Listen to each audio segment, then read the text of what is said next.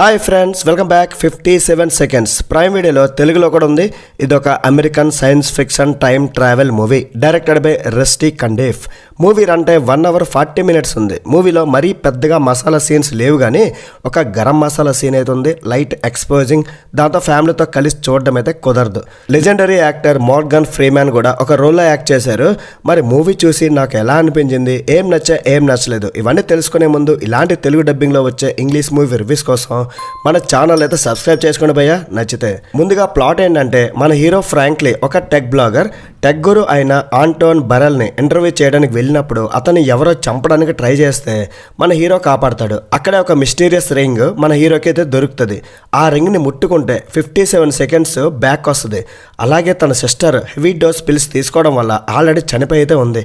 So తన sister చావుకి కారణమైన ఫార్మాసిటికల్ కంపెనీ మీద రివెంజ్ ఎలా తీర్చుకున్నాడు, మరి ఆ రింగ్ని ఉపయోగించి మన హీరో గారు 57 seconds పాస్ట్కి వచ్చి ఏ పనులు చేశాడు, ఇవన్నీ కూడా మీరు మూవీలో చూస్తారు. మరి ఈ మూవీ ఎలా ఉందంటే, మీకు ప్లాట్ చెప్పినప్పుడు ఎలా అనిపించింది? భలే ఉంది కదా, డిఫరెంట్ కాన్సెప్ట్. ఇలా అనుకుని మూవీ చూసారో, ఇది టైం ట్రావెల్ మూవీ కాదు నాయన, మన టైం బొక్క పెట్టే మూవీ. నిజంగా టైటిల్ అయితే కరెక్ట్గా సరిపోయింది. 57 seconds 57 secondsకి ఒకసారి 57 times ఫ్రస్ట్రేషన్ వచ్చిందనమాట. ఎన్నో టైం ట్రావెల్ మూవీస్ని నేను చూసా, but this is the worst film.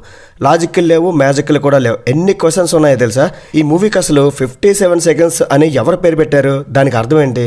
అసలు స్క్రిప్ట్ డైరెక్టర్ లేదా రైటర్ రాశారా, లేకపోతే చాట్ జీపీటీకి అప్పగించారా? లెజెండరీ యాక్టర్ మోర్గన్ ఫ్రీమ్యాన్ని అసలు ఈ మూవీలో ఎందుకు పెట్టారు? This is the terrible film. స్టార్టింగ్లో మానాడు సినిమా చూసిన ఫీలింగ్ అయితే ఉంది. ఒక 10 minutes అయితే ఎంజాయ్ చేశా మూవీ మొత్తంలో, అంతే. స్టార్టింగ్ ఆ రొమాంటిక్ సీన్ దగ్గర, అది కూడా.